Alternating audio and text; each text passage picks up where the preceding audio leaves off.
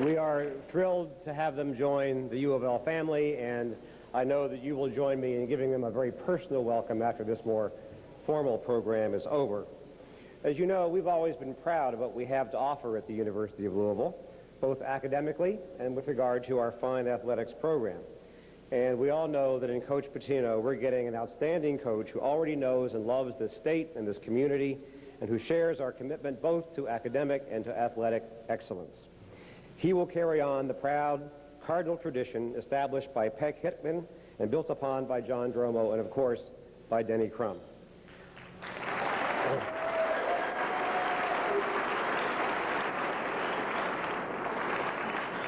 I want to give a personal word of thanks to the best athletic director in the country, Tom Jurich.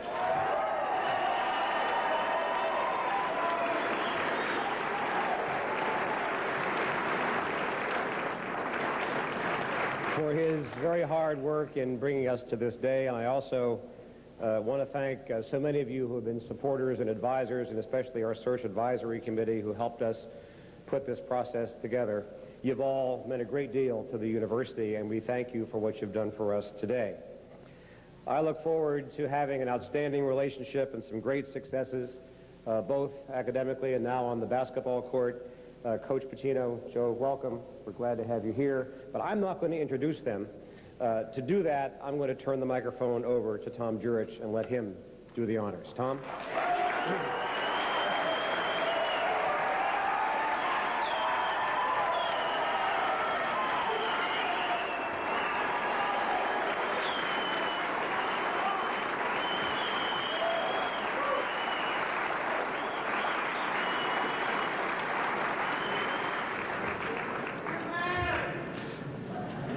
First of all,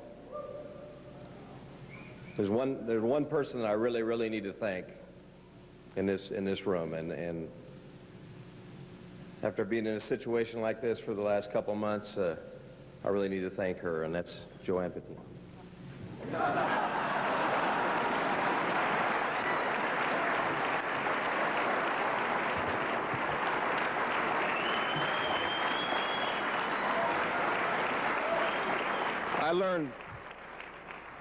I learned very quickly a couple of weeks ago when I got a chance to visit Coach down in Miami that the best part about Coach was Joanne, and I really mean that. And when push came to shove, I knew Joanne would win, just like my wife Tara Lynn always wins in our house, and so I'm very pleased. You know, the easiest thing to sell in this entire endeavor was this university. It's something that's true to my heart. I mean, we've been through so many tough times in the last 6 months. It's really truly been the year from hell. But I certainly see heaven on the horizon, and I'm very pleased about that.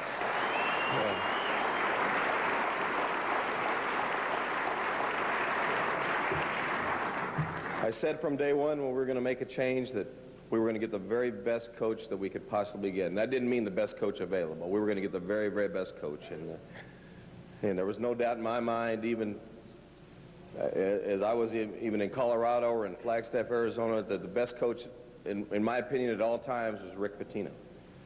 And the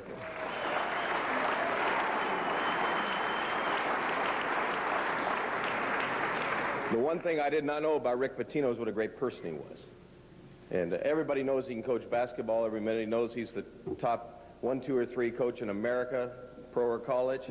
And everybody knew what he could do X and O wise. But what I didn't know was what kind of person he was. And that's what meant so much to me. And when I knew that bond was there, then it was we were going to get this done. We were going to somehow get it done. But I will tell you, there's 2 people in this room that I owe everything to. The reason we're sitting up here is because of Rick Avar and Brent Rice, who are, I'll be honest with you,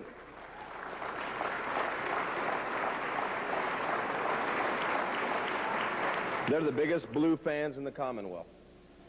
And you know what? These people, their integrity and their honesty and the way they dealt with this situation, which was very difficult and very tenuous from the start, I was so proud to be and honored to be called their friends, and I will never forget you two. I mean that. Spectacular people.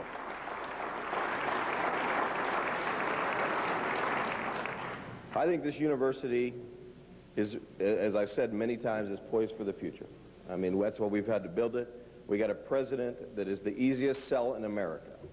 You know, and Coach knew that. And the things that I said to Coach was, my president is the very finest in the world, and my staff is the very finest in the world. And those are the two things I want to hang my hat on.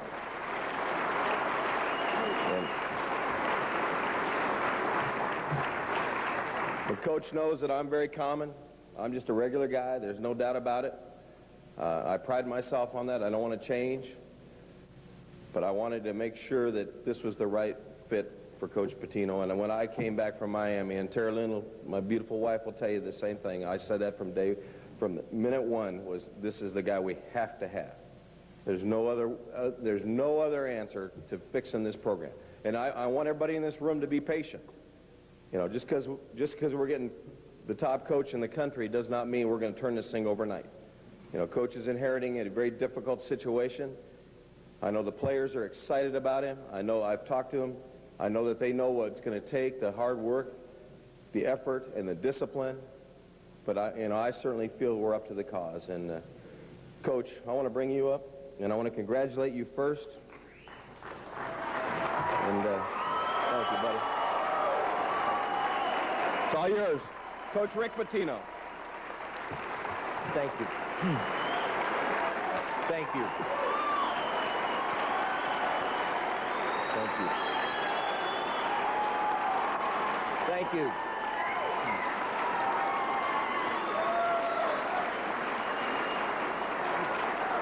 Thank you all.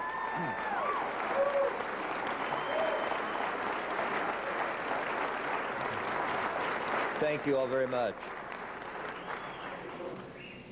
I certainly concur with Tom about his staff. I walked out of the president's office and I said, not only is he an extremely bright man, which that's supposed to be when you're president of a university, but he's also just a terrific person. And then I met Tom's staff, and I left and I said, you know, one person was nicer than the next. And after doing the CBS work, I thought it was probably in line for me to do maybe some TV work for a year, because it probably wasn't in the cards, so to speak, for me to coach. And then I had a wonderful experience of talking to the athletic director at Michigan, and the student body there was tremendous to me in terms of their support. I was blown away by that. And about 11:30 this morning, I called my two friends and said, I probably am going to go to Michigan. And they said, well, what's stopping you from doing that?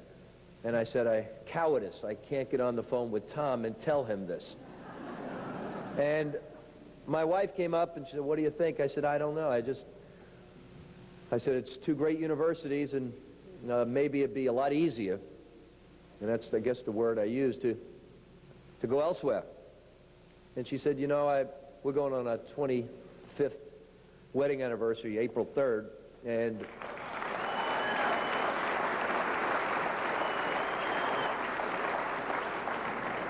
the ups and downs of the Celtics, I didn't think we'd make it to 25, but she said, you know, I married you at a very young age and met you as a sophomore in high school, and the thing that stuck out is you did what was in your heart, and you weren't afraid to do anything.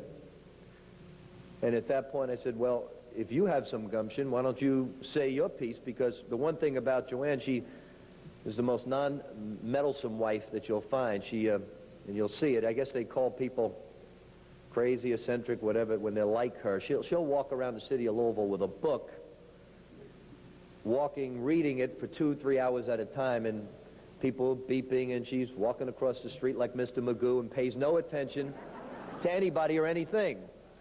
And she goes to the games and doesn't even know the score and is just social to everybody. And she said to me, though, you need to do this, what you feel. And I said, well, why don't you tell me the way you feel? You've never done that, with the exception of one time about a month ago concerning something else. And she said, I think that you love the state of Kentucky. you love the people you met at U of L, I think you should go back to the place that you love. And that's when I was able to call Tom up with some better news and make the phone call. I am super excited to be here tonight for a number of reasons. I was asked about 3 years ago, actually a little bit longer, to get behind a church in Eastern Kentucky and donate some money from a charitable foundation I have. And when I gave the money to the church, all I knew it was going for the benefit of children.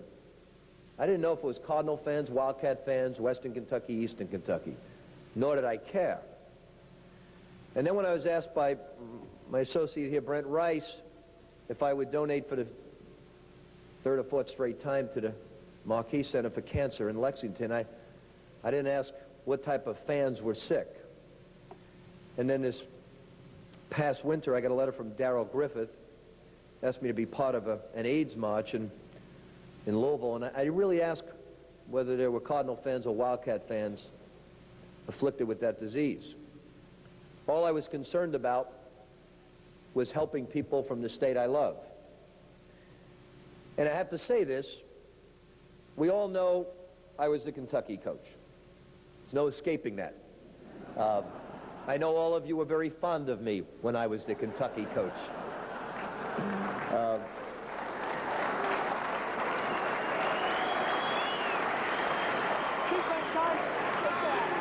I'll make no bones about it. Contrary to what your beliefs may be, I'll always love UK and my players. It's always going to be ingrained in my heart. There were 3 Final Fours in 5 years.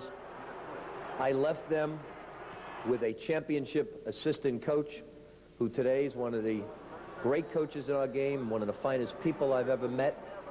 I left them with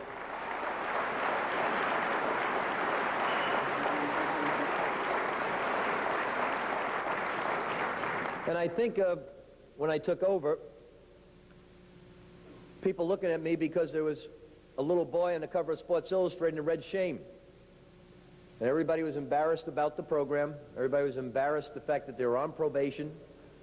And had to be built back up once again with integrity, and it had to be built with a strong foundation. And when I left, it was not only built up, but it was a model program as far as the NC2A was concerned. It was a model program in terms of graduation. It was a model program in terms of work ethic. So they're in great hands right now, and I realize that. And 1 game a year, we'll get it on. But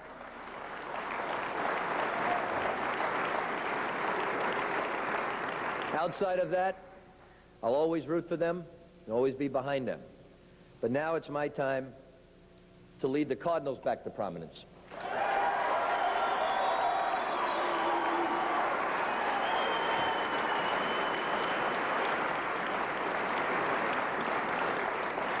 And the one thing I can tell you now in my 26th year of coaching, it doesn't happen with a coach arriving. It happens by recruiting outstanding student athletes, dedicated to the university, in the classroom and on the basketball court. It happens by improving the current players. One thing that I'm going to do with the current basketball team, and yes, it's going to take some outstanding recruiting to turn it around, but it won't happen unless we turn around the players that are currently here. And that's what I totally intend on doing. The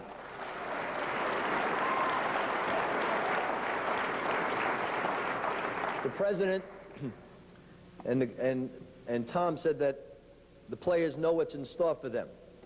No, they don't. They have no concept of what's in store for them.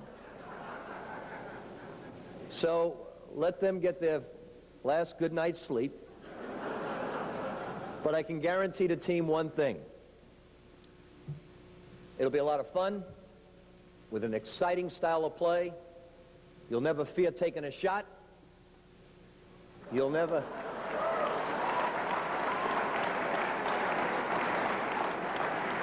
But God forbid if you let your man go by you at any possession on that basketball court. I guess the governor wants to come up, and I'm very, very proud He was governor when I left, and came back, and he's still governor. He must be doing something right. Governor. Rick Pitino, it's official.